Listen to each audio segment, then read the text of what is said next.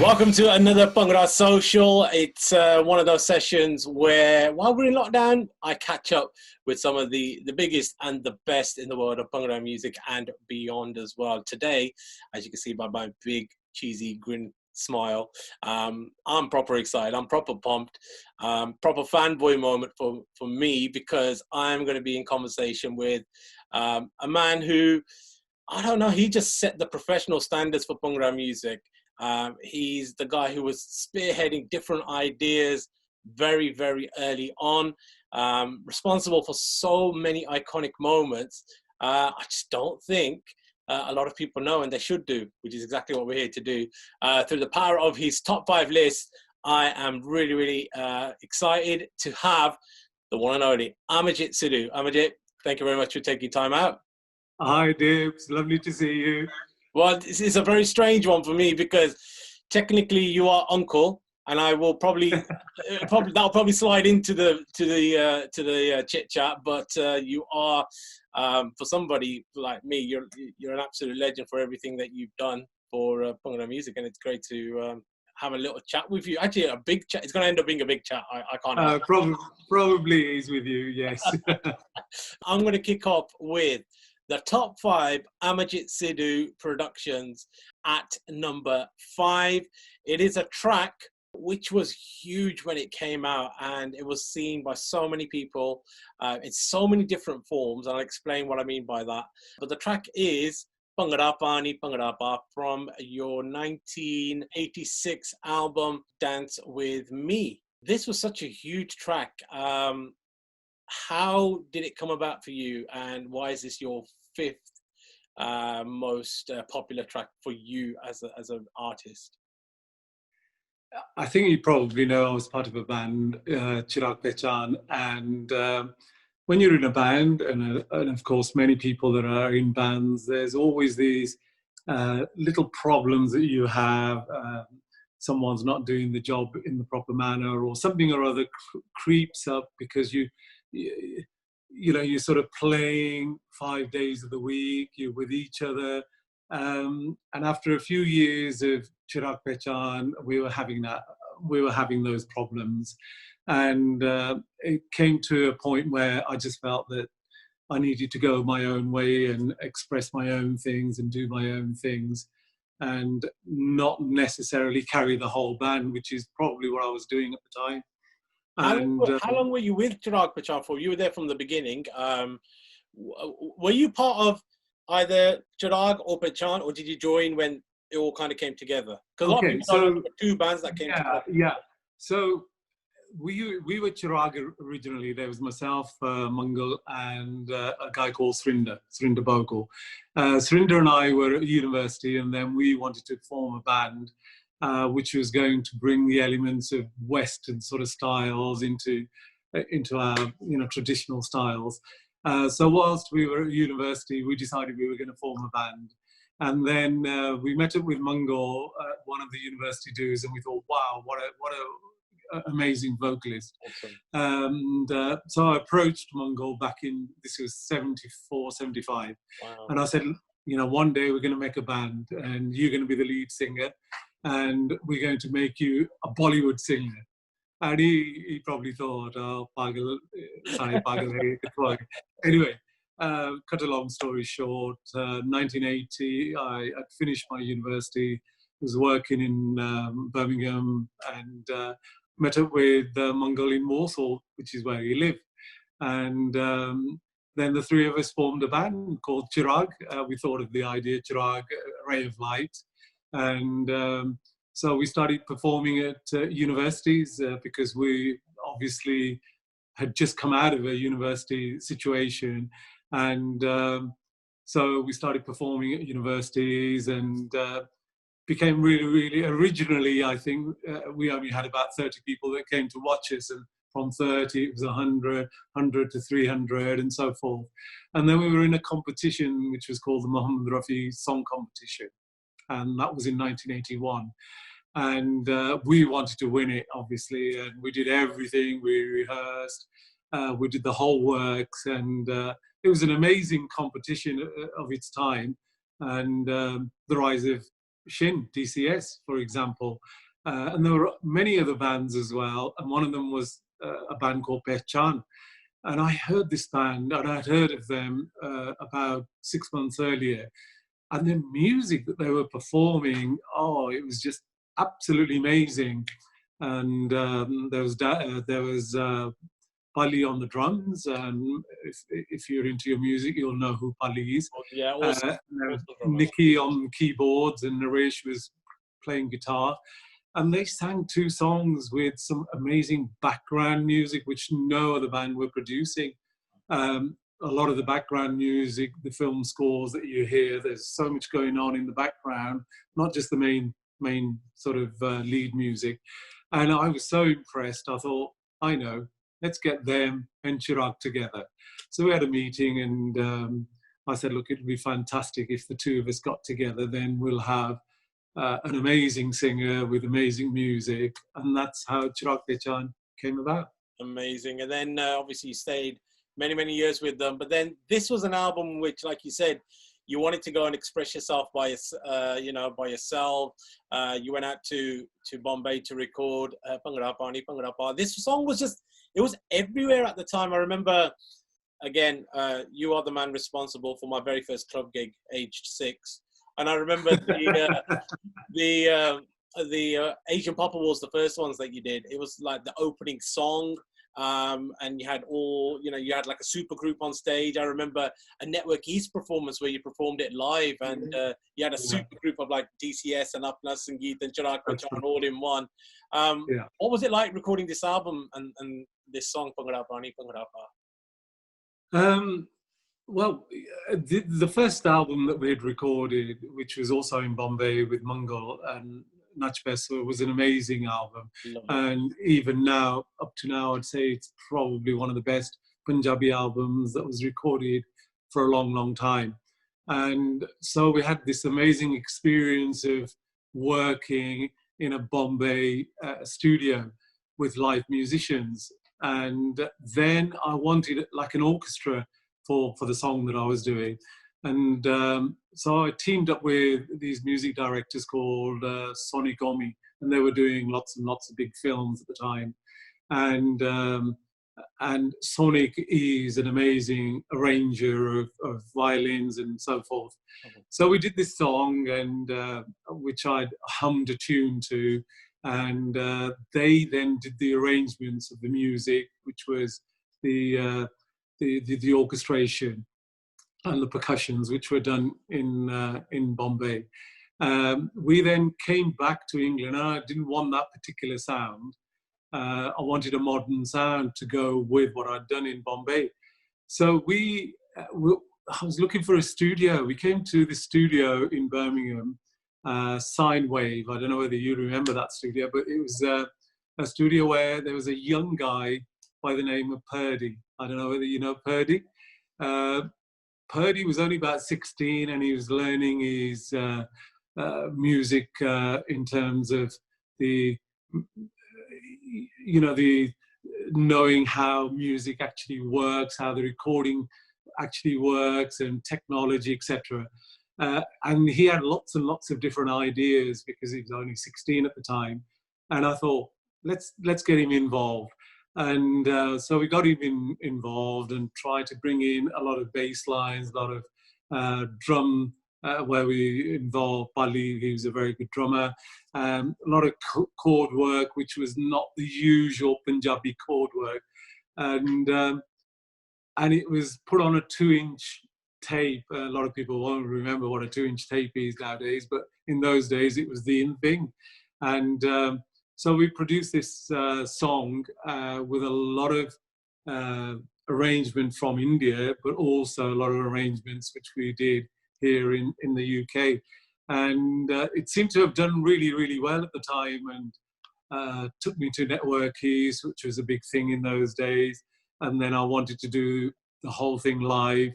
Chose, as you said earlier, chose musicians which were DCS musicians, Apna Sangeet, Chirag Pehchan. We had 2 English girls. No, we had an English girl and a West Indian girl, and they were singing along. So yeah, it was it was an experience. Good times, good times. They almost became like your signature track as an artist. And behind so many tracks, let's get into number 4 now. The track that you have gone as your favorite track is a track which I don't think a lot of people know of, and I want to make sure they go out and search for this. It's from an album. It is the title track, Shankun Pangredi, which you released in 1990. I remember Italian 90 and Shankun Pangredi like it was yesterday. I also remember the video as well. Amarjit Sidhu dancing with Natjas and Saad on Soho Road, I believe. somewhere or other. This was a really cool album, an emotional one as well. Talk to us about Shankun Pangredi. Shankun Pangredi, I was going through a very tough time at the 1989.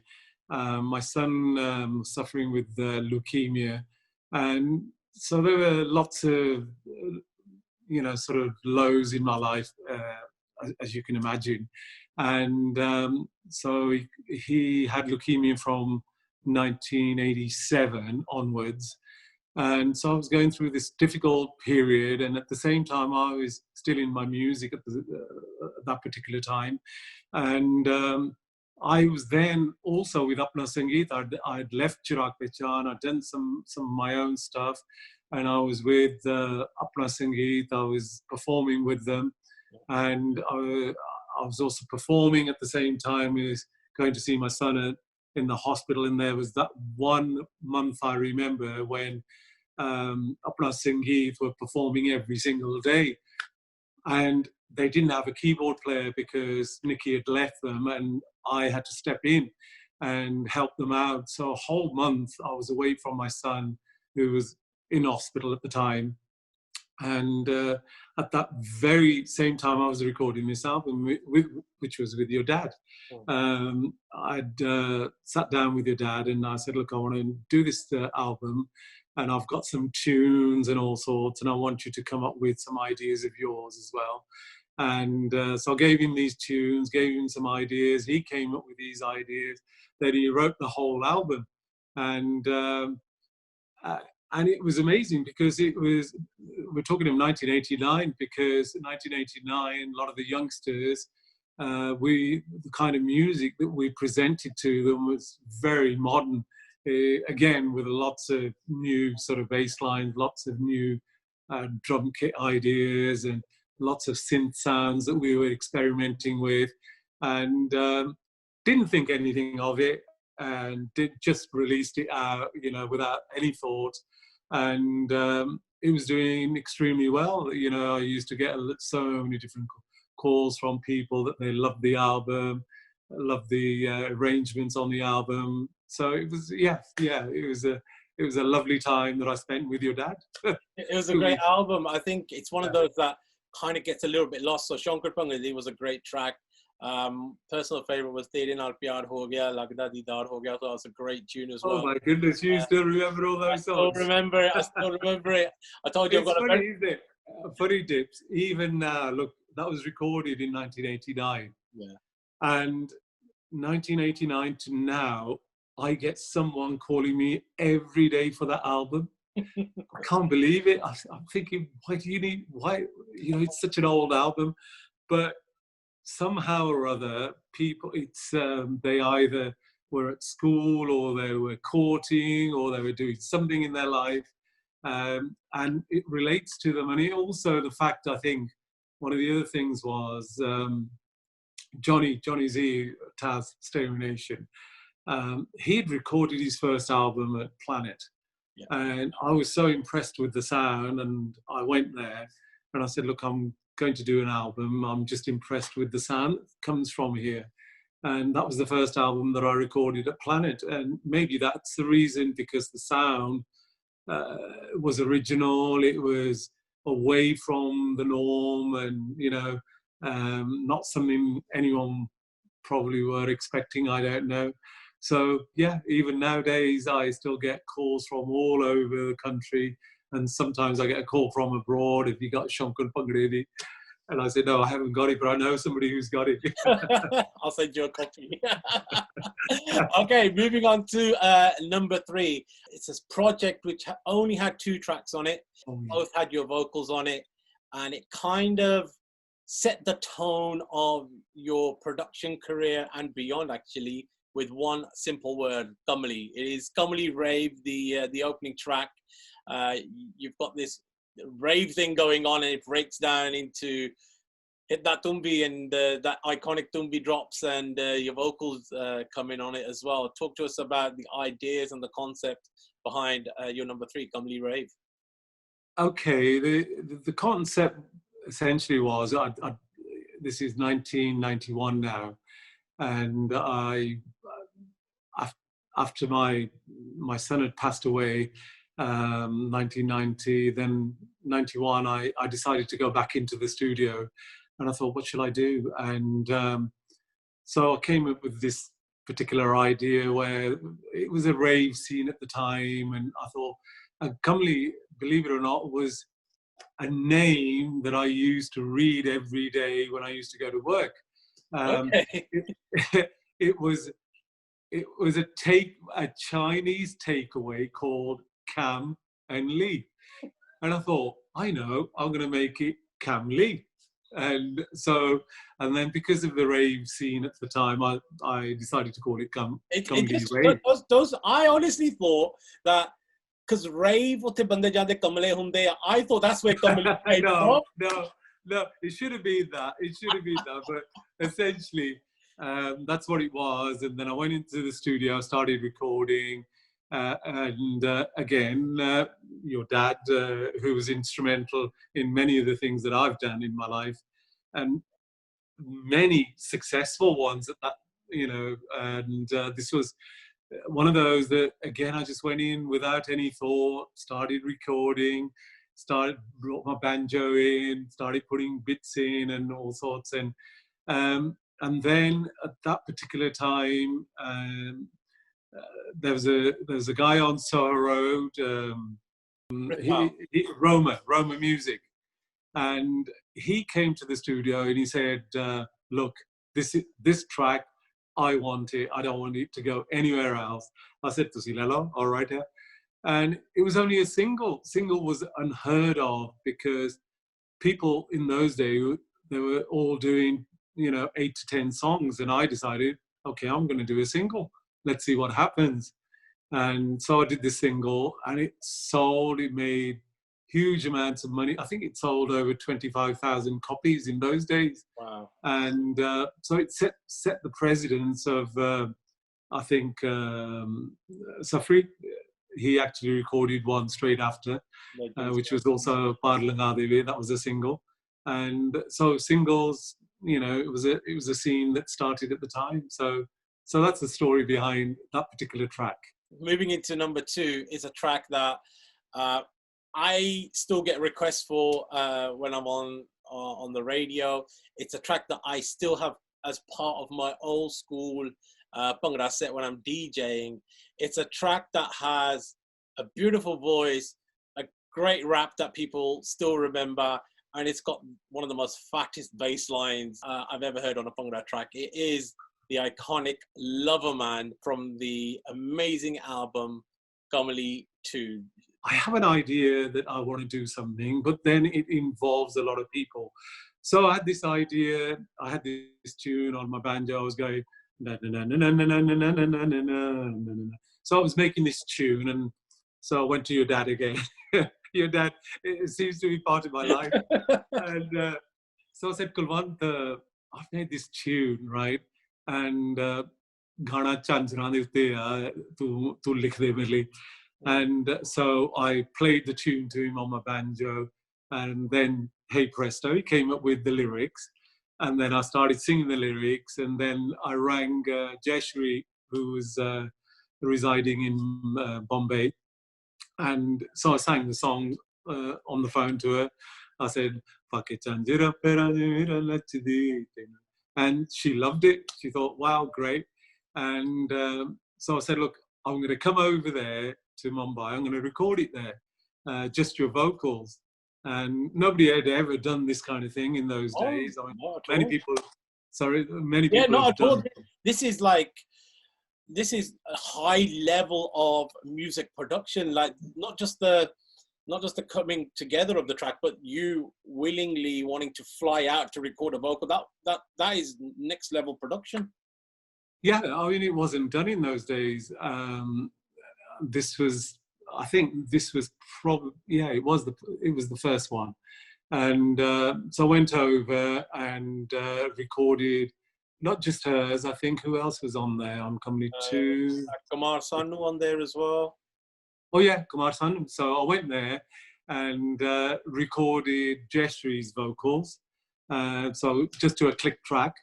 And then I recorded Kumar Sanu's vocals on a click track, came back. Then Neville, who was, he was in a big band back in the early 80s. And he was rapping, and he was an amazing, I mean, I'm talking of the 80s. He was an amazing rapper of the 80s. And he came along, and it was his personality. It's his personality that came across. And then Tom's the guy who thinks of the bass lines and thinks what the sound should sound like from a Western perspective, and he was there, and he's always been there. So a lot of people involved on this particular track, and again, we produced it. We don't know whether it's going to do well. We don't know whether it's going to be something that's going to be played on radio. I think you just go with an instinct whenever you're producing, and this was just another instinct. And you know, fair play to all the people that worked on it, you know, including your dad. All right, so let's get into your number one. I don't think I've got enough words to describe the impact, the happiness, just the joy that this track brings. When we talk about all-time classic Bhangra songs, and this is like over 50 years of Bhangra music, this one has to be in the top 3, without a shadow of a doubt. It's from the album Jam to the Bhangra, which you did with Sadara Gill, and it is the iconic. And I still can't believe it's number 5 on the album. I thought it would have been straight in at number 1 in terms of the track listing, but it is your number 1. It's Apna Sangeet Baje Apna Sangeet. How proud are you about this one? I think the whole team have been proud. Myself, Sardara, Apna Sangeet, the band, and the person who actually wrote it, Jinder Kang, who's in Apna Sangeet, and of course the team at Planet Studios who worked with me on there. So the whole team are proud of it, and I'm extra proud, obviously, because you know it was a song that we'd done 5 songs on this album, and we were missing a song. We wanted to do 6 songs, and I thought, oh gosh, there's another track we've got to do on Ki Kariye, you know. And then I suddenly remembered from days gone by, there was a song that was written for Apna Sangeet, and it was called Apna Sangeet Baje Apna Sangeet. So I rang up, the book was with Jinder Kang. So I rang him up. I was in the studio on the day, and I rang him up and I said, Jinder, there's that track, Apna Sangeet Baje Apna Sangeet. Can you give me the lyrics? And so he gave me the lyrics over the phone. And so I sat down and I thought, well, and I remembered, I was very much into, back in the days of the 60s, there was a singer called Asa Singh Mastana. Yeah. And he used to sing, you know, Kari Teri Gutte Paranda. And there was another one. And I thought, Balleni Punjab Diye shared with no, you. it wasn't even that. It was another track. Anyway, it kept coming in my mind, and I thought, now I know what I'm going to do with this track. I want to keep it very simple, very simple. So I started on, again, on my banjo, I started humming it. So I made the tune, and then I thought, now let's make the arrangements very simple as well. So I started making the music to whatever it was, I can't remember it now. And then I thought, let's give it a signature right at the beginning. And there was a song in the charts, I can't remember, some girls were singing it, you know, where he goes, ooh, Yeah. yeah. So I sampled that. And we did the whole music in half a day. Can you believe we did the whole music in half a day? This was in the afternoon, and we finished it by the evening. And then I rang Sardara. I said, Sardara, we finished this track. Can you come tomorrow and just do the vocals for it? So he came the next day. He did the vocals. Never thought anything of it. And you talking about listing, we listed the songs and we put this as number 5. Never thought anything. Didn't think a thing of it at all. And when Jam to the Bhangra came out, suddenly in the next few weeks, all we heard on the radio was every day, every radio station started playing Apna Sangeet, and everywhere Apna Sangeet were performing, this is the song that was being played by the DJs everywhere. And so for 6 years, I remember now, I mean, I know it's even now they play. We still do. 6 years, can you believe, from 1992 to the end of the 90s, I think, this was like played everywhere. You just couldn't go anywhere without listening to this. And every time I heard it, I said, "Oh, not again!" You know, because I'd heard it so many times in the studio. And but you know, it gave a name. I think you're doing it a big disservice, because it's nearly 30 years. What's it? 20? Well, yeah, it's nearly 18 years 92. later, and it's still getting played. Yeah, it still gets played, which is and it's one of those songs you can't even remix. You know, I don't think anybody could remix that song and make it better than what it is. Certain songs you just can't remix, and I think that's probably one of them. But as I say, Sardara got a huge name out of it. Apna Sangeet, I mean, they were endless with bookings and whatever because of this one song at that particular time. And so yeah, it gave a feel-good factor to a lot of people, including myself.